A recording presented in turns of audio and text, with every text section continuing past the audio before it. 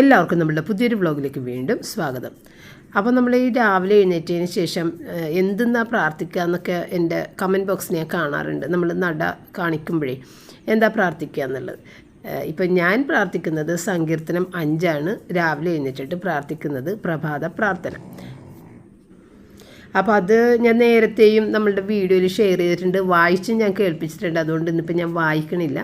ഈ പ്രഭാത പ്രാർത്ഥനയൊക്കെ വായിച്ച് കഴിയുമ്പോൾ നമുക്ക് മനസ്സിന് വലിയൊരു സമാധാനം തന്നെയാണ്. നമുക്ക് ഒരു ഉറപ്പ് കിട്ടുന്ന പോലെയാണ്, നമ്മൾ സുരക്ഷിതരാണെന്നുള്ള ഒരു ഉറപ്പ് കിട്ടുന്ന പോലെയാണ്.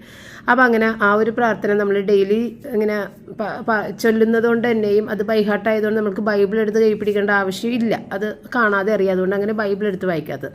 പിന്നെ നമ്മൾ രാത്രി കിടക്കുന്ന സമയത്ത് ഏറ്റവും അവസാനം വന്നിട്ട് നടയിൽ ഇങ്ങനെ പ്രാർത്ഥിച്ചിട്ട് പോകില്ലേ, അത് നമ്മൾ സങ്കീർത്തനം 91 കർത്താവിൻ്റെ സംരക്ഷണമാണ് നമ്മൾ വായിക്കുക. അപ്പോൾ ഞാൻ പല മനസ്സിന് സമാധാനം കിട്ടുന്ന വാക്യങ്ങളെല്ലാം ഞാനിങ്ങനെ ഹൈലൈറ്റ് ചെയ്ത് വെച്ചിട്ടുണ്ടാകും. അതൊക്കെയാണ് ഞാനിപ്പോൾ ഇടയ്ക്ക് ഇങ്ങനെ കാണിച്ചത് കേട്ടോ. അപ്പോൾ നമ്മൾ രാത്രി കർത്താവിൻ്റെ സംരക്ഷണമാണ് വായിക്കുക. അതും എല്ലാവർക്കും ബൈഹാർട്ടായതുകൊണ്ട് തന്നെ അതങ്ങനെ ബൈബിൾ എടുത്ത് വായിക്കേണ്ട കാര്യമില്ല.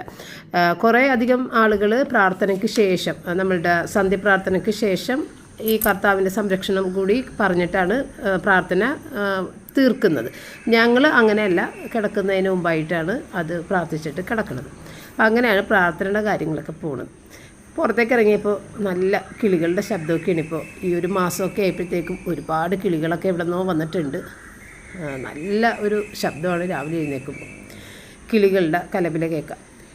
അപ്പോൾ അത് കഴിഞ്ഞ് പിന്നെ ഇന്ന് എനിക്ക് ഒരു രാവിലെ ബ്രേക്ക്ഫാസ്റ്റിൻ്റെ കാര്യം ചെയ്യുന്നതിന് മുൻപ് തന്നെ അത്യാവശ്യമായിട്ട് ഒന്ന് ഹെയർ ഡൈ ചെയ്യണം. കാരണം ഒരിത്തിരി നരപ്പൊക്കെ വന്നിട്ടുണ്ട്. നമുക്ക് പല ആവശ്യങ്ങൾക്കും പല സ്ഥലത്തേക്കൊക്കെ പോകേണ്ടതായിട്ടുള്ളത് കൊണ്ട് തന്നെയും ഡൈ ചെയ്യാം എന്ന് ഞാൻ വിചാരിച്ചു. കാരണം ഞാനൊരു മാസമൊക്കെ നമ്മൾ സാധാരണ ഡൈ ചെയ്യണത്. പക്ഷേ ഇതിപ്പോൾ ഒരു മാസമൊന്നും ആയിട്ടില്ല, എന്തോ 10-15 ദിവസം എന്തോ ആയിട്ടുള്ളൂ. അപ്പോൾ നമ്മൾ പല സ്ഥലങ്ങളിലേക്കൊക്കെ അടുത്തടുത്തിങ്ങനെ പോകേണ്ട ഒരു സാഹചര്യം ആയതുകൊണ്ട് എപ്പോഴും ഈ ഒരു സ്റ്റിക്ക് ഉണ്ടല്ലോ, ഹെയർ ഡൈയുടെ ഒരു സ്റ്റിക്കില്ലേ, അത് വെച്ചിട്ട് ഇങ്ങനെ ഇട്ടിട്ട് നമ്മൾ പോകും അത്യാവശ്യം ഒരു നരം മറക്കാൻ വേണ്ടിയിട്ട്. പക്ഷേ അതിപ്പോൾ പല സ്ഥലങ്ങളിലേക്കും പോകേണ്ടി വരുമ്പോൾ എല്ലാ ദിവസവും എന്ന് പറഞ്ഞ പോലെ ഇത് ഇടുമ്പോൾ ഒരു ബുദ്ധിമുട്ടാണ്. അതുകൊണ്ട് ഏതായാലും ഡൈ ചെയ്തേക്കാമെന്ന് വിചാരിച്ചു. അപ്പം ഞാനില്ലേ നല്ല രീതിയിൽ നമ്മളുടെ ഹെയർ ഡൈ ചെയ്യാനായിട്ടുള്ളൊരു മാർഗ്ഗമാണ് കാണിക്കണം. ഞാനിതൊരു വീഡിയോയിൽ കണ്ടതാണ്, അതാണ് ഞാനും ചെയ്തത്. എനിക്കത് നന്നായിട്ട് ഇഷ്ടപ്പെട്ടു. അത് നമ്മൾ ഈ പൗഡർ ഹെയർ ഡൈ ഉപയോഗിക്കുന്നവർക്ക് ചെയ്യാവുന്നതാണ്. ഞാനിപ്പോൾ ഇങ്ങനെ ചെയ്യുന്നതാണ് എനിക്ക് ഏറ്റവും ഇഷ്ടപ്പെട്ടത്. സാധാരണ നമ്മൾ വെള്ളത്തിലാണ് ഹെയർ ഡൈ മിക്സ് ചെയ്യുന്നത്, പക്ഷേ ഇത് നമ്മൾ എഗ് വൈറ്റിലാണ് ഈ ഒരു ഹെയർ ഡൈ മിക്സ് ചെയ്യുന്നത്. അപ്പം ഞാൻ വർഷങ്ങളായിട്ട്, ഞാൻ സത്യത്തിൽ 18 വർഷമാണ് ഞാനിപ്പോൾ ഈ ഹെയർ ഡൈ ഉപയോഗിക്കാൻ തുടങ്ങിയിട്ട് അയക്കണത് കേട്ടോ. കാരണം ഈ ഒരു വീട്ടിലേക്ക് താമസം മാറ്റിയതിന് ശേഷമാണ് ഞാൻ ഹെയർ ഡൈ തുടങ്ങിയത്. അതിന് മുമ്പ് ഹെയർ ഡൈ ഉപയോഗിച്ചിട്ടില്ല. അപ്പോൾ അങ്ങനെ ആ ഒരു കണക്കാണ് 18 വർഷമെന്ന് ഞാൻ ഓർത്ത് പറയുന്നത്. അപ്പോൾ ഏതായാലും ഈ ഒരു എഗ് യോക്കിൻ്റെ അകത്തേക്ക്, എഗ് വൈറ്റിൻ്റെ അകത്തേക്ക് നമ്മൾ പൗഡർ ഹെയർ ഡൈ ആണെങ്കിൽ അങ്ങനെ മിക്സ് ചെയ്യാൻ പറ്റുള്ളൂ. അത് ഇത്തിരി ഇട്ടിട്ട് മിക്സ് ചെയ്യാം. അപ്പോൾ നിങ്ങൾ ഇപ്പോൾ ഷാമ്പു ഉപയോഗിക്കണവരൊക്കെ ഉണ്ടല്ലോ, അത് അങ്ങനെ തന്നെയല്ലേ ഉപയോഗിക്കാൻ പറ്റുള്ളൂ. അപ്പോൾ പൗഡർ ഹെയർ ഡൈ ആണെങ്കിൽ ഇതുപോലെ കുറച്ചിട്ടിട്ട് മിക്സ് ചെയ്യുക. അല്ലെന്നുണ്ടെങ്കിൽ അത് മിക്സായി വരാൻ ഇത്തിരി ബുദ്ധിമുട്ടാണ്. അല്ലെങ്കിൽ ഇത്തിരി കൂടി വലിയ ബൗൾ എടുക്കുക. അപ്പോൾ ഞാൻ സാധാരണ ഉപയോഗിക്കുന്ന ഈ ചീപ്പും ബ്രഷും അത് കറുത്ത കളർ തന്നെ ഇരിക്കുള്ളൂ. കാരണം നമ്മളുടെ ഡൈ ചെയ്യുന്നത് കൊണ്ട് തന്നെ അതിലൊക്കെ ഒരുപാട് കറ ഒക്കെ പിടിച്ചിട്ടുണ്ട്. പിന്നെ ഞാൻ ഹെയർ ഡൈ ചെയ്യണത് ഞാൻ കാണിച്ചിട്ടില്ല. ഹെയർ ഡൈ സാധാരണ നിങ്ങളെങ്ങനെ ചെയ്യാമെന്ന് വെച്ച് കഴിഞ്ഞാൽ അതുപോലെ അങ്ങോട്ട് ചെയ്യുക, അത്രയേ ഉള്ളൂ. അപ്പോൾ അതെല്ലാം നന്നായിട്ട് തന്നെ ഹെയറിൽ പിടിപ്പിച്ച് ഇടക്ക് ആ ചീപ്പ് കൊണ്ടൊന്ന് വാരി കൊടുക്കുകയും ചെയ്യണം, എല്ലായിടത്തേക്കും ഒന്ന് സ്പ്രെഡായി വരാൻ വേണ്ടിയിട്ട്. അപ്പോൾ അതെല്ലാം കഴിഞ്ഞ് പിന്നെ ഞാനിന്ന് കുളിച്ചിട്ട് വന്നതാണ്. തലയൊക്കെ കുളിച്ചിട്ടില്ല, തലയൊക്കെ ഒന്ന് കഴുകിയിട്ട് വന്നതാണ്. അപ്പോൾ നമ്മൾ ഈ ഹെയർ ഡൈ ഒക്കെ ഇടുന്ന സമയത്ത് ബ്ലാക്ക് ആയിട്ടുള്ള ഡ്രസ്സുകൾ കൂടുതൽ ഇടുന്നതാണ് നല്ലത്. അല്ലെന്നുണ്ടെങ്കിൽ അന്നത്തെ ആ ദിവസം അത് കഴിഞ്ഞിട്ട് 2-3 ദിവസങ്ങളിലേക്ക് ഈ ഹെയർ ഡൈയുടെ കറ നമ്മുടെ ഡ്രസ്സിലേക്കാകും. അപ്പോൾ എനിക്ക് അതുപോലെ പല തവണ സംഭവിച്ചിട്ടുണ്ട്. ഇത് ലൈറ്റ് ഷെയ്ഡ് ഇട്ട് കഴിഞ്ഞിട്ടുണ്ടെന്നുണ്ടെങ്കിൽ ഇത്തിരിയൊക്കെ നമ്മൾ കുളിച്ചിട്ട് വന്നു കഴിയുമ്പോഴത്തേക്കും നമ്മുടെ തലയൊക്കെ വേർക്കുകയോ അല്ലെന്നുണ്ടെങ്കിൽ ആ വെള്ളം ഇത്തിരി ഇങ്ങനെ ഒഴുകുകയോ ചെയ്ത് കഴിഞ്ഞാൽ അതപ്പോൾ കറ പോലെ നമ്മളുടെ ഈ ഡ്രസ്സിൽ കാണും. എത്ര തന്നെ കളഞ്ഞാലും കറ വരും. അപ്പോൾ അതുകൊണ്ട് എപ്പോഴും ഡാർക്ക് കളറില ഡ്രസ്സ് ഇടുക ഹെയർ ഡൈ ചെയ്തതിന് ശേഷം. 2-3 ദിവസത്തേക്ക് അങ്ങനെ ഇടണതിനായിരിക്കുള്ളൂ നല്ലത്. അപ്പോൾ ഇന്ന് ഞാനിത്തിരി ആലു പൊറോട്ട ഉണ്ടാക്കാനുള്ളൊരു പരിപാടിയിൽ കഴിഞ്ഞ ദിവസം ഞാൻ ആലു പൊറോട്ടയ്ക്ക് വേണ്ടിയിട്ട് ഉരുളക്കിഴങ്ങ് പുഴുങ്ങി വെക്കാനെടുത്ത് വെച്ചെങ്കിലും എനിക്കന്ന് നേരം കിട്ടിയില്ല. തിരിച്ചെടുത്ത് ഫ്രിഡ്ജിലോട്ട് വെച്ച്. അപ്പോൾ ഇന്ന് ഏതായാലും ആലു പൊറോട്ട ചെയ്യണം എന്നുള്ള ഉദ്ദേശത്തോടു കൂടി ചപ്പാത്തി കുഴച്ച് മാവ് കുഴച്ച് വെച്ച് പൊറോട്ട ഇത് മിക്സിന് വേണ്ടിയിട്ടുള്ള ഉരുളക്കിഴങ്ങും നമ്മൾ കുക്കറിൽ വേവിക്കാൻ വെച്ച്. പിന്നെ ഈ ഒരു സ്വീറ്റ് പൊട്ടറ്റോ കഴിഞ്ഞ ദിവസം പപ്പ മേടിച്ച് കൊണ്ടുവന്നെങ്കിലും ഞാൻ ബർഗറൊക്കെ ഉണ്ടാക്കിയ ആ ഒരു തിരക്കിനിടയിൽ ഇത് വേവിച്ച് കൊടുക്കാൻ സാധിച്ചിട്ടുണ്ടായിരുന്നില്ല. അപ്പോൾ പപ്പയുടെ അടുത്ത് ഞാൻ പറഞ്ഞിട്ടുണ്ടായിരുന്നു എല്ലാം കൂടി ചെയ്യാൻ പറ്റിയില്ല, അതുകൊണ്ട് നമുക്ക് നാളെ വേവിച്ച് എടുക്കാം. അപ്പോൾ രാവിലെ തന്നെ അത് വേവിക്കാനായിട്ടും എടുത്ത് വെച്ചിട്ടാണ്. അപ്പോൾ പപ്പക്ക് അതൊക്കെ വലിയ ഇഷ്ടമാണ്, ഏത് സമയത്താണെന്നുണ്ടെങ്കിലും അതൊക്കെ കഴിച്ചോളൂ കേട്ടോ. അപ്പോൾ അത് വേവിക്കാനായിട്ട് വെച്ച്. വേറെ ആരും തന്നെ അത് കഴിക്കില്ല, ഞാനൊരു പീസ് കഴിക്കും അത്രയേ ഉള്ളൂ, വേറെ ആരും തന്നെ കുട്ടികൾക്ക് ഇഷ്ടമല്ല. അപ്പം ഞാൻ സവാള, പച്ചമുളക്, മല്ലിയിലെല്ലാം പൊടിയായിട്ട് അരിഞ്ഞെടുക്കണേന് നമ്മുടെ ആലു പൊറോട്ടയുടെ ഫില്ലിങ്ങിൽ വെക്കാൻ വേണ്ടിയിട്ട്. അപ്പോൾ ആലു പൊറോട്ട നമ്മൾ പല ഫ്ലേവറും ആക്കിയിട്ടൊക്കെ വെക്കോട്ടാ. അപ്പം ഞാൻ ഉണ്ടാക്കുന്നതാണ് ഞാൻ കാണിക്കുന്നത്. ഓരോരുത്തർക്ക് അവരുടെ ടേസ്റ്റ് അനുസരിച്ചിട്ടൊക്കെ അതിൽ മാറ്റം വരുത്തിയിട്ടൊക്കെ ചെയ്യുക. അങ്ങനെ ഒരു നിയമം ഒന്നുമില്ല. എന്ത് സാധനങ്ങളും ഉണ്ടാക്കാനായിട്ട് പ്രത്യേകിച്ച് നിയമമൊന്നുമില്ല. ചില കുക്കിങ്ങിൽ ഒഴിച്ചുകൂടാനാവാത്ത ചില ഇൻഗ്രീഡിയൻസ് ഉണ്ടാവും, അത്രയൊക്കെ ഉള്ളല്ല. അതിപ്പോൾ നമ്മളുടെ കസ്റ്റമൈസ് ചെയ്ത് നമ്മളുടെ വീട്ടുകാരുടെ ഇഷ്ടത്തിനനുസരിച്ചിട്ട് ചിലത് മാറ്റാം, ചിലത് ചേർക്കാം, അങ്ങനെയൊക്കെ. അപ്പം ഞാൻ ഓയിൽ തീർന്നിരിക്കണമായിരുന്നു, നമ്മുടെ റൈസ് ബ്രാൻ ഓയിൽ. കഴിഞ്ഞ ദിവസം അവിടെ നമ്മൾ മട്ടാഞ്ചേരി കടയിൽ പോയപ്പോഴത്തേക്ക് അവിടെ സാധാരണ റൈസ് ബ്രാൻ ഓയിൽ ഒരിക്കലും ഉണ്ടാകാറില്ല, അവിടെ സൺഫ്ലവർ ഓയിൽ മാത്രമേ ഉള്ളൂ. അപ്പോൾ ഞാൻ ബ്ലിങ്കിറ്റിൽ ഓർഡർ ചെയ്തിട്ട് വരുത്തിയതാണ് ഒരു റൈസ് ബ്രാൻ ഓയിലും പിന്നെ പാലും. അപ്പോൾ ഇന്ന് നമ്മുടെ റയന് ഞാൻ അത് കാരമൽ കസ്റ്റർഡും കൂടി ഉണ്ടാക്കാമെന്നുള്ള ഉദ്ദേശത്തിൽ 2 പാക്കറ്റ് പാല് രാവിലെ തന്നെ കാച്ചുന്നുണ്ട്. നമ്മുടെ ഈ കുക്കറിൽ, മിൽക്ക് കുക്കറിൽ 2 പാക്കറ്റ്, അതായത് 1 ലിറ്റർ പാല് ഇങ്ങനെ മീതെ വരെ ബ്രിം വരെ ഉണ്ടാകും. പക്ഷേ അത് തിളച്ച് പോകില്ല, അതുകൊണ്ട് കുഴപ്പമില്ല. നമ്മൾക്കിത് 1 ലിറ്റർ പാലിനകത്ത് കാച്ചിയെടുക്കാം. അപ്പോൾ ആദ്യം നമ്മളിങ്ങനെ പാലൊരു പാക്കറ്റ് ഇട്ടതിന് ശേഷം മൂടി വെക്കുമ്പോൾ മൂടിയിൽ ടച്ച് ആകില്ല, തിളച്ച് വരുമ്പോഴത്തേക്ക് മൂടിയിലൊന്ന് ടച്ചാകും, അത്രയും മാത്രമേ പൊങ്ങുള്ളൂ, പുറത്തേക്കൊന്നും പോകില്ല കേട്ടോ. അപ്പോൾ അങ്ങനെ 1 ലിറ്റർ പാല് കാച്ചാനായിട്ട് വെച്ചിട്ടുണ്ട്. അതിൽ 1/2 ലിറ്റർ മാത്രം മതി കാരമൽ കസ്റ്റർഡിന്. മറ്റേത് നമുക്ക് റോജറിനും കൊടുക്കണം, പിന്നെ ബാക്കിയുള്ളത് വൈകുന്നേരം റോജറിനും പപ്പക്കും ഞാൻ ചായയും ഇടും, അങ്ങനെയാണ് ഇപ്പോൾ ചെയ്യുന്നത്. അപ്പോൾ അതുമൊക്കെ എടുത്ത് വെച്ചേട്ടാ. അപ്പോൾ ഇത് വേണ്ട, ഇത് ഒരു കുഴപ്പമില്ല. പിന്നെ ഇതൊന്ന് ഇങ്ങനെ തിളച്ച് കഴിയുമ്പോൾ മാത്രമേ ചെറുതായിട്ടൊന്ന് പൊങ്ങുള്ളൂ, എങ്കിലും പുറത്തോട്ടൊന്നും പോകില്ല. പിന്നെ ആലു പൊറോട്ടയുടെ ഉരുളക്കിഴങ്ങ് പതിയൊന്ന് തണുത്തതിന് ശേഷം വേഗം അതൊന്ന് പീൽ ചെയ്തെടുത്തേട്ടാ. അപ്പോൾ കയ്യിൽ പിടിക്കാൻ പറ്റാത്തതുകൊണ്ട് നമ്മളൊരു ഫോർക്കിൽ കുത്തിയെടുത്തിട്ടാണ് പീൽ ചെയ്തെടുത്തത്. പിന്നെ അതവിടെ വെച്ച് കുറച്ച് നേരം കഴിഞ്ഞിട്ട് ആവി പോകുന്നുണ്ട് എങ്കിൽ തന്നെയും നമുക്ക് കുഴച്ചെടുക്കാം. അപ്പം ഞാൻ ഏതായാലും മാഷർ എടുത്തിട്ടുണ്ടാകുന്നില്ല, കൈ വെച്ച് തന്നെ കുഴച്ചെടുത്ത്. അപ്പം നമ്മൾ ഇതിനകത്തേക്ക് ഇത്തിരി ഗരം മസാല, ചെറിയ ജീരകത്തിൻ്റെ പൊടി, മല്ലിപ്പൊടി, മുളക് പൊടി, അങ്ങനെയൊക്കെയാണ് ഇട്ട് കൊടുക്കുന്നത് കേട്ടോ. അപ്പോൾ ഗരം മസാല വേണ്ടാത്തവർക്ക് അത് ഒഴിവാക്കാം. അപ്പോൾ ഞാനിതിൻ്റെ അകത്ത് കുരുമുളക് പൊടിയൊന്നും ഇടാറില്ല കേട്ടോ. അപ്പോൾ ചെറിയ ജീരകത്തിൻ്റെ പൊടി, മല്ലിപ്പൊടി, മുളക് പൊടി, ഗരം മസാല, പിന്നെ ഈ ഒരു ഇതിനകത്ത് ആംചൂർ പൗഡർ, ഇത്തിരി പുളി കിട്ടാൻ വേണ്ടി ആംചൂർ പൗഡർ, ഉണക്ക മാങ്ങട, അതൊരു പൊടി ഇട്ട് കൊടുത്താൽ നല്ലതാണ്. പക്ഷേ അതൊന്നും ഞാൻ ഇതുവരെ മേടിച്ചിട്ടില്ല നമ്മുടെ വീട്ടിൽ. അതുകൊണ്ട് തന്നെയും ഞാനിതിൻ്റെ അകത്ത് ഇത്തിരി ചെറുനാരങ്ങ പിഴിഞ്ഞൊഴിക്കും. അപ്പോൾ നല്ലൊരു സ്മെല്ലാണ്. ഈ ചെറിയ ജീരകവും ചെറുനാരങ്ങയും കൂടിയൊക്കെ ചേരൂലേ, അപ്പോൾ നല്ലൊരു സ്മെല്ലാണ്. പിന്നെ ഇന്ന് ഞാനിത്തിരി കസൂരി മെത്തി കൂടിയിട്ട് ഇട്ട് കൊടുത്തിട്ടുണ്ട് കേട്ടോ. ഉലുവട ഇല ഉണങ്ങിയത് അതും കൂടിയിട്ട് ഇട്ട് കൊടുത്തിട്ടുണ്ട്. ഉപ്പും ചേർത്ത് നന്നായിട്ട് മിക്സ് ചെയ്തെടുക്കുക. അപ്പോൾ ഒരു അരമുറി ഇത് ചെറുനാരങ്ങയുടെ നീരും ഇട്ട് കൊടുത്ത് ഇനി ഇത് നമ്മുടെ ആവശ്യത്തിനനുസരിച്ച് എത്ര എണ്ണം വേണ്ടത് അത്രയും ബോളാക്കിയിട്ട് വെക്കുക. അപ്പോൾ ഫില്ലിങ് ഒരുവിധം നല്ല രീതിക്കില്ലെന്നുണ്ടെങ്കിൽ ആലു പൊറോട്ട അത്ര നന്നാവില്ല.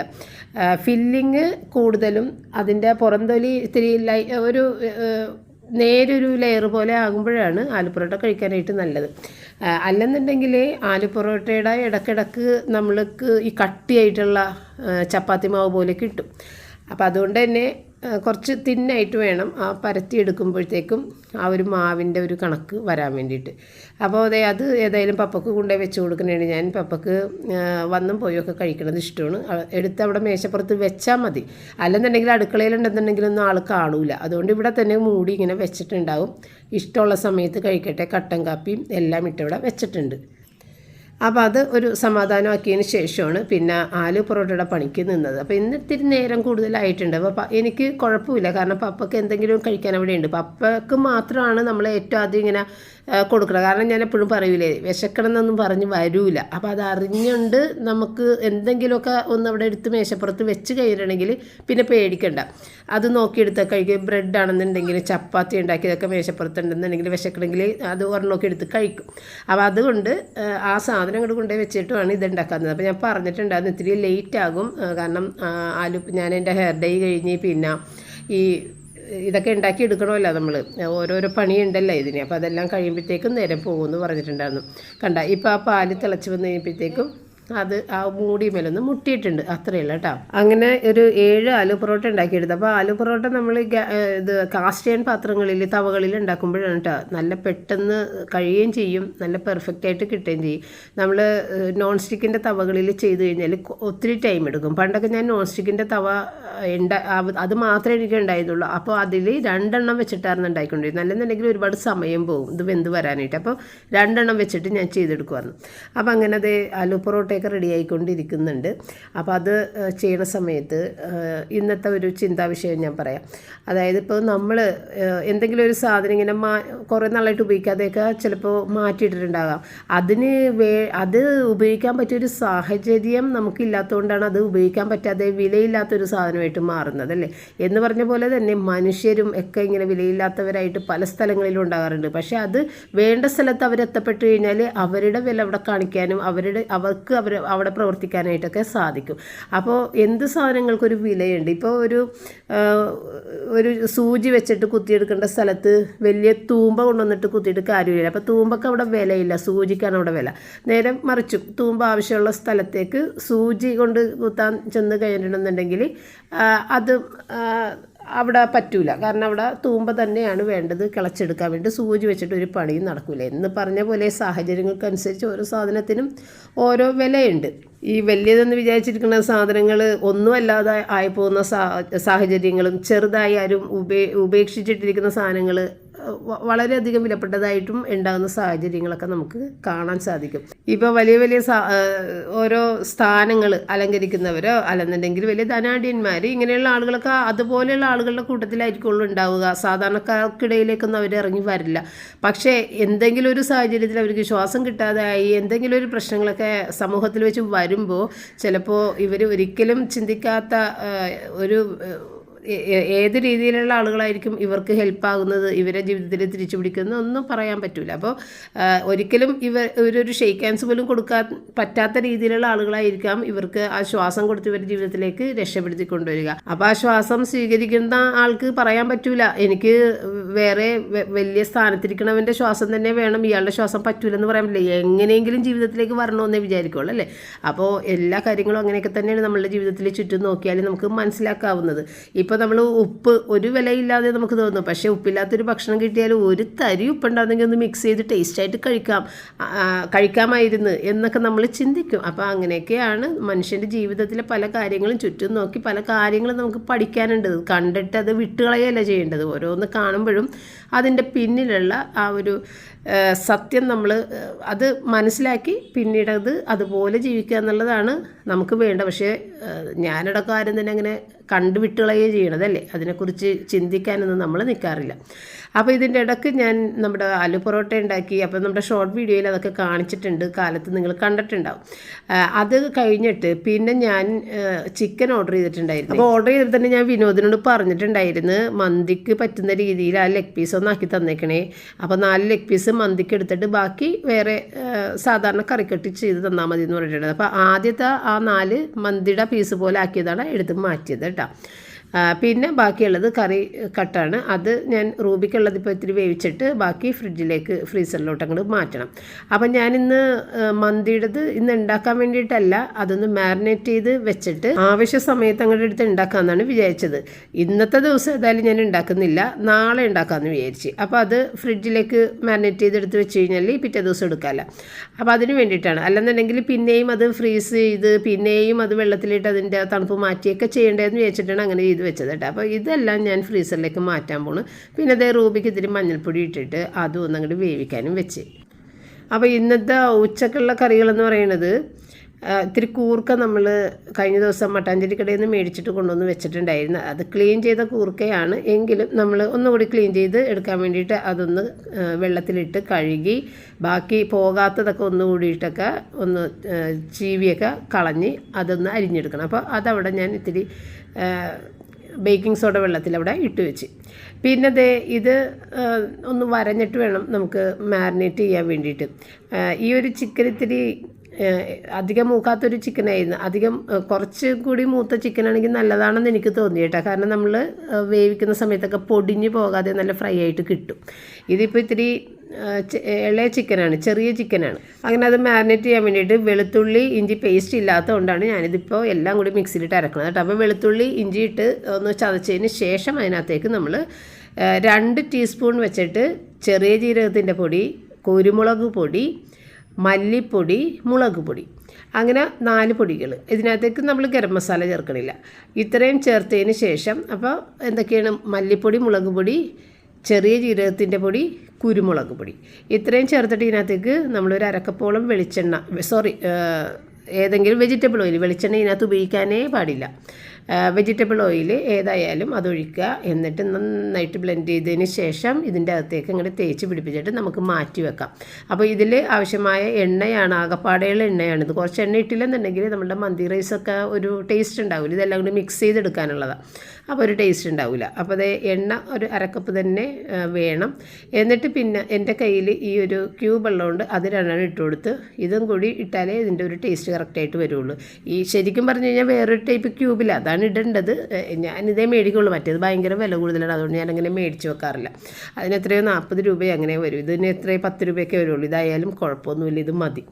അങ്ങനെ ഇതെല്ലാം 4 പീസും എടുത്തിട്ട് അത് ഒന്ന് തേച്ചൊക്കെ പിടിപ്പിച്ചിട്ട് നേരെ ഫ്രിഡ്ജിലോട്ട് എടുത്ത് വെച്ചിട്ടാണ്. ഇനി നമുക്ക് പിറ്റേ ദിവസം, ഇനി കുറച്ചധികം ദിവസം വെക്കണമെന്നുണ്ടെങ്കിൽ നേരെ ഫ്രീസറിലോട്ട് തന്നെ എടുത്ത് വെക്കണം കേട്ടോ. അല്ലെന്നുണ്ടെങ്കിൽ ഫ്രിഡ്ജിൽ വെച്ച് 2-3 ദിവസമൊക്കെ കഴിഞ്ഞാൽ ഇത് കേടാകാൻ തുടങ്ങും. അപ്പോഴേക്കും നമ്മുടെ കൂർക്ക ഏറെക്കുറെ എല്ലാം ക്ലീനായി വന്നിട്ടുണ്ട്. അപ്പോൾ ഞാൻ എപ്പോഴും പറഞ്ഞ പോലെ ഈ ബേക്കിംഗ് സോഡക്കകത്ത് നമ്മുടെ പച്ചക്കറി, പഴവർഗ്ഗങ്ങൾ എല്ലാം ഇങ്ങനെ ഒന്ന് മുക്കി, അല്ലെങ്കിൽ മുക്കി വെക്കാൻ പറ്റാത്തതാണെന്നുണ്ടെങ്കിൽ ബേക്കിംഗ് സോഡ ഒരു നുള്ളു പോലെ എടുത്തിട്ട് അതിൻ്റെ ഇപ്പോൾ വെള്ളം കയറുമെന്നൊക്കെ തോന്നുന്ന ചില ഫ്രൂട്ട്സൊക്കെ ഇല്ലേ, അതിൻ്റെ അകത്ത് വെള്ളത്തിൽ മുക്കാതെ അത് ഒന്ന് പതിയെ തേച്ച് പിടിപ്പിച്ച് ഉരച്ചൊന്ന് കഴുകിയെടുക്കാം. അങ്ങനെയൊക്കെ ചെയ്ത് കഴിഞ്ഞാൽ പെട്ടെന്ന് തന്നെയാണ് അത് ക്ലീനായി കിട്ടുന്നത് കേട്ടോ. പിന്നെ ഞാൻ സോപ്പ് വെച്ചിട്ട്, അതായത് കുളിക്കണ സോപ്പ് വെച്ചിട്ടൊക്കെ ചില സമയത്ത് കഴുകാറുണ്ട്. അത് ഞാൻ ചെയ്യണതാണ്. അല്ലാതെ നമുക്ക് ഈ ബേക്കിംഗ് സോഡ തന്നെ മതി, പെട്ടെന്ന് ക്ലീനായി കിട്ടും. വെറുതെ വെള്ളത്തിൽ കഴുകിയാലൊന്നും ക്ലീൻ ആവില്ല. അപ്പോൾ അതുകൊണ്ട് ബേക്കിംഗ് സോഡ ഒരു 1 കിലോ വെച്ചിട്ടൊക്കെ മേടിച്ച് വെക്കുക, നമ്മുടെ എല്ലാ പച്ചക്കറികളും പഴവർഗ്ഗങ്ങളൊക്കെ കഴുകാൻ വേണ്ടിയിട്ട്.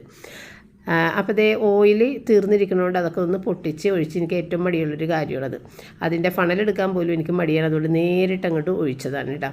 ഇനിയിപ്പോൾ നമുക്ക് കൂർക്കൊലത്തലാണ്. അപ്പോൾ എൻ്റെ കയ്യിൽ ഒലത്തിയ ചെമ്മീനില്ലേ, അതെൻ്റെ കയ്യിൽ ഇത്തിരി ഇരിക്കുന്നുണ്ട്. അപ്പോൾ ഈ കൂർക്കകത്തേക്ക് ഇട്ടിട്ട് അങ്ങനെ ചെയ്യാം. അപ്പോൾ നല്ലൊരു ടേസ്റ്റാണ്. അപ്പോൾ ആദ്യം നമ്മൾ ഇത്തിരി ചെറിയ ഉള്ളിയൊക്കെ ഒന്ന് വഴറ്റിയിട്ട് മുളക് പൊടി, മഞ്ഞൾപ്പൊടി ഇട്ടിട്ട് നമ്മുടെ കൂർക്കയൊക്കെ ഇട്ടതിന് ശേഷം ഏറ്റവും അവസാനമാണ് ആ ഒരു ചെമ്മീൻ്റെ കറിയുടെ അകത്തുനിന്ന് ഫ്രിഡ്ജിൽ നിന്ന് കുറച്ചെടുത്തിട്ട് അതുകൂടി ഇട്ട് കൊടുത്തത്. അപ്പോൾ ചെമ്മീൻ്റെ ടേസ്റ്റ് വരുമ്പോഴാണ് ശരിക്കും കൂർക്കയൊക്കെ ഒലത്തുമ്പോൾ നല്ലൊരു ടേസ്റ്റായിട്ട് തോന്നണം കേട്ടോ. അപ്പോൾ അങ്ങനെ ഇന്ന് ചെമ്മീനിട്ട് ഒലത്തിയ കൂർക്കയായിരുന്നു, നല്ല ടേസ്റ്റുമായിരുന്നു. പിന്നെ ഇല്ലേ, ഞാൻ ഹെയർ ഡൈയുടെ ഒരു കാര്യം പറയാൻ വിട്ടുപോയത്, ഹെയർ ഡൈ ഈ വെള്ളത്തിൽ നമ്മൾ ചെയ്യുമ്പോൾ നമ്മുടെ സ്കിന്നിലൊക്കെ ഇങ്ങനെ പിടിച്ചിരിക്കും പോകാതെ. പക്ഷേ നമ്മൾ ഈ എഗ് വൈറ്റിൽ ചെയ്യുമ്പോഴാണെങ്കിൽ നല്ല പെർഫെക്റ്റ് ആയിരിക്കും നമ്മൾ ചെയ്ത് കഴിയുമ്പോൾ. അതും ഒരു കറുപ്പ് വരെയില്ല, നല്ല ഒരു കളറ് നാച്ചുറലായിട്ട് തോന്നും, കാക്കക്കറുപ്പ് വരില്ല. മറ്റേത് കാക്കക്കറുപ്പായിരിക്കുള്ളൂ വരണത്, ഭയങ്കര കട്ടക്കറുപ്പായിരിക്കുള്ളൂ. കാണുമ്പോൾ തന്നെ ഒരു അടുത്തടുത്ത ദിവസങ്ങളിൽ ഒരു 3-4 ദിവസം നമ്മൾ ഇങ്ങനെ ശരിക്കും ഇത് ഡൈ ആണെന്ന് മനസ്സിലാകുന്ന രീതിയിലായിരിക്കുള്ളൂ തലമുടി ഇരിക്കുക കേട്ടോ. അപ്പോൾ എഗ് വൈറ്റ് ഇട്ട് നോക്കാത്തവർ ഇട്ട് നോക്ക്, നല്ല ഒരു നമുക്ക് ചെയ്ത് കഴിയുമ്പോൾ ഭയങ്കര ഒരു സാറ്റിസ്ഫാക്ഷൻ കിട്ടും കേട്ടോ. അത് ചെയ്ത് നോക്കിക്കും. ഇപ്പം ഞാൻ അങ്ങനെ ചെയ്യണത്. പിന്നെ നമുക്ക് സമയം കിട്ടിയില്ല, ഇനി മുട്ട ഇല്ല എന്നൊക്കെ ഉണ്ടെങ്കിൽ വെള്ളത്തിൽ ചെയ്യാറുള്ളൂ കേട്ടോ. അപ്പോൾ അത് ഒന്നുകൂടി ഞാൻ ഇപ്പോൾ ഓർത്തപ്പം അങ്ങോട്ട് പറഞ്ഞതാണ്. പിന്നെ ഞാനിന്ന് ഒരു 3-4 മീൻ എടുത്ത് വെച്ചിട്ട് ഫ്രീസറിൽ നിന്ന് പുറത്തെടുത്ത് വെച്ചിട്ടുണ്ടായിരുന്നു, അയില. അപ്പോൾ നമ്മൾ അയിലയുടെ തല കട്ട് ചെയ്ത് കളഞ്ഞിട്ട്, നേരത്തെ ഞാൻ വേറൊരു ടൈപ്പിൽ കട്ട് ചെയ്ത് വെച്ചില്ലേ, അത് ഇവിടെ അത്ര ഇഷ്ടമല്ല അങ്ങനെ കട്ട് ചെയ്യണം. അതുകൊണ്ട് ഞാൻ ബാക്കിയുള്ള ഭാഗം അങ്ങോട്ട് കട്ട് ചെയ്ത് കളഞ്ഞിട്ടാണ് ഇന്നിപ്പോൾ മീൻ തിളപ്പിച്ചേട്ടോ. അപ്പോൾ ഇത്തിരി തക്കാളി ഇട്ട് തിളപ്പിച്ചാലും ഇത്തിരി വിനാഗിരി ഒഴിച്ചു കൊടുക്കും കേട്ടോ, എന്നാലാണ് അതിന് നല്ലൊരു ടേസ്റ്റ് ഉണ്ടാവുന്നത്. കൊച്ചിക്കാർക്ക് വിനാഗിരി ഇല്ലാത്ത ഒരു സംഭവം ഇല്ലല്ലോ. അപ്പോൾ അങ്ങനെ എപ്പോഴും ചെയ്യുന്നൊരു കാര്യമായതുകൊണ്ട് ഞാനത് എക്സ്പ്ലെയിൻ ചെയ്തില്ല. പിന്നെ ഞാൻ റയന് വേണ്ടിയിട്ട് നമ്മുടെ കാരമൽ കസ്റ്റേർഡ് ഉണ്ടാക്കണമെന്ന് ഞാൻ പറഞ്ഞിട്ടുണ്ടായിരുന്നില്ല. അപ്പോൾ അത് കൂടിയിട്ട് അങ്ങോട്ട് ചെയ്യാൻ വേണ്ടിയിട്ട് ആദ്യം ഒരു 3 ടേബിൾ സ്പൂണോളം പഞ്ചസാര കാരമലാക്കാനായിട്ട് അവിടെ വെച്ച്, അതിൽ തൊടേണ്ട ആവശ്യമില്ല, അത് താനെ അങ്ങോട്ട് ഉരുകി കളർ ചേഞ്ച് ആയി വന്നോളൂ. അപ്പോൾ ഇത്തിരി വെള്ളം ഒഴിച്ചിട്ട് നമ്മൾ സെറ്റ് ചെയ്യേണ്ട പാത്രത്തിലേക്ക് അതൊന്ന് ഒഴിച്ച് കൊടുത്താൽ മതി കേട്ടോ. അപ്പോൾ ഈ കസ്റ്റർഡ് പൗഡറിൻ്റെ അളവ് ഒരിത്തിരിയും കൂടി ഉണ്ടായിരുന്നെങ്കിൽ നല്ലതായിരിക്കുമെന്ന് എനിക്ക് തോന്നി. ഇപ്പോൾ ഞാൻ 3.5 ടേബിൾ സ്പൂൺ എടുത്തത്, 1/2 ലിറ്റർ പാലിന്, ഒരു പാക്കറ്റ് പാലിന് 3.5 ടേബിൾ സ്പൂൺ എടുത്തത്. അപ്പോൾ എനിക്കൊന്നിട്ട് 4 ടേബിൾ സ്പൂൺ എടുക്കണമെന്നുണ്ടെങ്കിൽ ഒരുവിധം ഇത്രയും കൂടി ബെറ്ററായി കിട്ടിയാനേന്ന് എനിക്ക് തോന്നി. പിന്നെ നമ്മൾ ഈ ഫ്രൂട്ട്സ് ഇട്ടിട്ടുള്ള കസ്റ്റേർഡ് ഉണ്ടാക്കാനാണെന്നുണ്ടെങ്കിൽ 2 ടേബിൾ സ്പൂൺ മതി. അതിന് അധികം അങ്ങോട്ട് ടൈറ്റായിട്ട് എടുക്കേണ്ട ആവശ്യമില്ല, കുറച്ചൊന്ന് ലൂസായിട്ട് വേണം. അപ്പോൾ 2 ടേബിൾ സ്പൂൺ മതി. ഇതിപ്പോൾ ഞാൻ 3.5 ടേബിൾ സ്പൂൺ ഇട്ടത്, 4 ടേബിൾ സ്പൂണാണ് ഇരുന്നതെന്ന് എനിക്ക് തോന്നി. എങ്കിലും കുഴപ്പമില്ല, പൊട്ടിപ്പോകാതെയൊക്കെ കിട്ടിയിട്ടുണ്ടായിരുന്നു. അപ്പം നമ്മുടെ കാരമൽ അവിടെ ആയി. അതിനകത്തേക്ക് ഇത്തിരി വെള്ളം ഒഴിച്ചിട്ട് അതും ഒന്ന് ചൂടാക്കിയിട്ട് അവിടെ പാത്രത്തിലേക്ക് സെറ്റ് ചെയ്യാനുള്ള പാത്രത്തിലോട്ട് നമ്മളുടെ ഐക്കിയുടെ പാത്രം ആദ്യമായിട്ട് ഉദ്ഘാടനം ചെയ്താണ് കേട്ടോ. അപ്പോൾ അതിനകത്തേക്ക് ഒഴിച്ച് വെച്ചിട്ടുണ്ട്, അതൊന്ന് പരത്തി എല്ലാ സ്ഥലത്തേക്കും ഒന്ന് ആക്കി വെച്ചിട്ടുണ്ട്. പിന്നെ പാല്, ഇപ്പം നമ്മൾ ഒരു പാക്കറ്റ് പാലാണെന്നുണ്ടെങ്കിൽ അതിൽ ഒരു 1/4 കപ്പ് പാലിൽ ഈ കസ്റ്റർഡ് പൗഡർ ഒന്ന് കലക്കി നമ്മൾ ആദ്യം വെക്കണം, കാരണം ചൂടിലേക്ക് നേരിട്ടിടാൻ പറ്റില്ല. അപ്പോൾ അതൊന്ന് കലക്കി വെച്ചതിന് ശേഷമാണ് ബാക്കിയുള്ള പാൽ എടുത്ത് തിളപ്പിച്ചിട്ട് ഈ കലക്കി വെച്ചതും കൂടി ഒഴിച്ച് ചെറു തീയിൽ വെച്ചിട്ട് നന്നായിട്ട് വേവിച്ച് കുറുക്കിയെടുക്കുക. അല്ലെങ്കിൽ ആ കസ്റ്റർഡിൻ്റെ പൊടിയുടെ ടേസ്റ്റ് വരും, വേഗം കുറുകിപ്പോകും. അങ്ങനെ ആകാതിരിക്കാൻ ചെറിയ തീയിൽ വെച്ചിട്ട് സാവധാനം കുറുക്കിയെടുക്കുക. അപ്പോൾ 4 ടേബിൾ സ്പൂൺ പഞ്ചസാര ഞാൻ ഇതിനകത്ത് ചേർത്തിട്ടുണ്ട്. പിന്നെ കാരമലിലേക്ക് ഉണ്ടാക്കാനായിട്ട് 2 ടേബിൾ സ്പൂൺ അല്ലെങ്കിൽ ഒരു 2 ടീസ്പൂൺ ആയാലും കുഴപ്പമില്ല. കൂടുതൽ ആവശ്യമില്ലാത്തവർക്ക് അത് അധികം എടുക്കേണ്ട ആവശ്യമില്ല കാരമലിന്. ഇതിപ്പോൾ റയനൊക്കെ ആ കയ്പ്പ് രുചിക്കൊക്കെ കഴിക്കുന്നത് ഇഷ്ടമായതുകൊണ്ടാണ് ഞാൻ ഇത്തിരി കൂടുതലായിട്ട് ഇട്ടത്. ശരിക്കും ഒരു 2 ടീസ്പൂണൊക്കെ ഇട്ടാൽ മതിയാവും പഞ്ചസാര. അപ്പോൾ ഇത് ഏകദേശം കുറുകി വന്നിട്ടുണ്ട് കേട്ടോ. അപ്പോൾ നമ്മുടെ പാലൊന്ന് ചൂടായതിന് ശേഷമാണ് ഇത് കലക്കി വെച്ചിരുന്ന കസ്റ്റർഡ് പൗഡർ അതിനകത്തേക്ക് പതി ഒഴിച്ചു കൊടുത്ത് സാവധാനം ചെറിയ തീയിൽ വെച്ച് നല്ലതുപോലെ കുറുക്കി വേവിച്ചെടുത്തിട്ട് ഈ ഒരു പരുവത്തിൽ നമ്മൾ ഇതിനകത്തേക്ക് ഒഴിച്ചിട്ട് ആറാൻ വേണ്ടിയിട്ടൊന്ന് മൂടി വെക്കണം. അത് കഴിഞ്ഞത് ആറി തണുത്തതിന് ശേഷം ഫ്രിഡ്ജിലേക്ക് മാറ്റാം. അപ്പോൾ ഇത് എഗ്ഗില്ലാതെ ഉണ്ടാക്കുന്ന ഒരു കസ്റ്റർഡാണ്. എഗ്ഗ് ചേർത്തിട്ട് നമുക്ക് ഉണ്ടാക്കാം. അത് ആവിയിൽ നമ്മൾ വേവിച്ചെടുക്കണം. അപ്പോൾ അതവിടെ മൂടി വെച്ച്, അപ്പോൾ നമ്മൾ ഉച്ചക്കത്തെ ഭക്ഷണം കഴിഞ്ഞിട്ട് ആ ലിച്ചിയുടെ ഒരു സോഫ്റ്റ് ഡ്രിങ്ക് മേടിച്ചിട്ടുണ്ടാകുന്നില്ല, അത് റയന് വേണ്ടെന്ന് പറഞ്ഞത് ഒരെണ്ണം ഞാനും കുടിച്ച് ഒരെണ്ണം റോജറും കഴിച്ചിട്ടാ. അപ്പോൾ ഇത്ര നേരം പുറത്തിരുന്നത് തണുത്തതിന് ശേഷം നമ്മളിത് ഫ്രിഡ്ജിലോട്ട് മാറ്റിയിട്ടാ. പിന്നെ നമ്മൾ രാത്രിയാണ് ഈ സാധനം എടുത്ത് കഴിക്കാൻ വേണ്ടിയിട്ട് എടുത്തത്. അപ്പോൾ രാത്രി കിടക്കുന്നതിന് മുമ്പായിട്ടാണ് എടുത്തിട്ടുണ്ടാകുന്നത് കേട്ടോ. അപ്പോൾ നമ്മളുടെ ഇന്നത്തെ ഷോർട്ട് വീഡിയോയിൽ ഇതെല്ലാം കൂടി ചേർത്തിട്ടുള്ള വീഡിയോ ഞാൻ ഇട്ടിട്ടുണ്ട്, നിങ്ങൾ കണ്ടിട്ടുണ്ടാവും രാവിലെ. അപ്പോൾ ഇത് ഒരു പാത്രമൊക്കെ വെച്ച് അതിൻ്റെ അകത്തേക്ക് ഇട്ട്, അപ്പോൾ കാരമൽ കുറച്ച് കൂടുതലാണ്, അതുകൊണ്ട് അത് ഒഴുകി താഴേക്കൊക്കെ വന്നിട്ടുണ്ട്. അപ്പോൾ ഇത് കണ്ട, ഇതിൻ്റെ നടുക്ക് ഇത്തിരി ക്രാക്ക് വന്നേക്കണേണ്ട, അതുകൊണ്ടാണ് ഞാൻ പറഞ്ഞത് ഒരു 1/2 സ്പൂണും കൂടി കൂടുതൽ ഇട്ടിരുന്നെങ്കിൽ അത് പെർഫെക്റ്റായിട്ട് കിട്ടിയാനേന്ന്. അതായത് 4 ടേബിൾ സ്പൂൺ 1/2 ലിറ്റർ പാലിൽ ആണെങ്കിൽ ഇത് നല്ല ഈ ഒരു ക്രാക്കില്ലാതെ കിട്ടിയാനെന്ന് എനിക്ക് തോന്നി. ഇതെപ്പോഴും ഞാൻ ഉണ്ടാക്കാത്തതുകൊണ്ട് തന്നെ ഇതിൻ്റെ കണക്ക് മറന്നോ, ഇനി എഴുതി വെക്കണം, എന്നാലേ ഇത് ഓർക്കുള്ളൂ. നമ്മൾ ചില സമയത്തൊക്കെ ഞാനിത് ഉണ്ടാക്കുമ്പോൾ കുറച്ച് കട്ടി കൂടി പോകാം. അപ്പോൾ ഈ ഒരു കണക്കിന് 1/2 ലിറ്ററിന് 4 ടേബിൾ സ്പൂൺ എന്നുള്ള കണക്ക് പെർഫെക്റ്റ് ആയിട്ട് കിട്ടും. അപ്പോൾ ഞങ്ങളിത് പുറത്തിരുന്ന് കഴിക്കണേണ്. കാരണം എന്താണെന്ന് വെച്ച് കഴിഞ്ഞാൽ കറണ്ട് പോയിട്ട് കുറച്ച് നേരം ഇട്ടുണ്ട്, അവിടെ കറണ്ടിൻ്റെ കമ്പി എന്തോ വീണിട്ട് അത് നന്നായിക്കൊണ്ടിരിക്കുന്നുണ്ട്. പപ്പ വിളിച്ച് പറഞ്ഞിട്ടാണ് അവർ വന്നിട്ടുണ്ടായിരുന്നത്. അപ്പോൾ പറഞ്ഞ് ആരും കിടക്കാൻ കയറി പോകല്ലേ, കാരണം ഓരോരുത്തരുടെ റൂമിലും 4 ഫാനും ലൈറ്റും ഒക്കെ ഇടുമ്പോൾ ഇൻവെർട്ടർ കാലിയായി പോകും. അതൊന്നും അവർ റെഡിയാക്കി കഴിഞ്ഞ് കറണ്ട് വന്നിട്ട് കിടക്കാമെന്ന് പറഞ്ഞിട്ട് പപ്പൻ ഞങ്ങളെ പിടിച്ചവിടെ ഇരുത്തിയേക്കണേ. അപ്പോൾ അങ്ങനെ നാട് മുഴുവൻ നല്ല കൂരിരുട്ടിൽ നിൽക്കണേ കേട്ടോ. അപ്പോൾ ഇത്ര ഉണ്ടാകുന്നുള്ളൂ ഇന്നത്തെ വീഡിയോ. അതിൻ്റെ പേരിൽ ഇനി നമ്മൾക്ക് നാളെ വീണ്ടും കാണാം.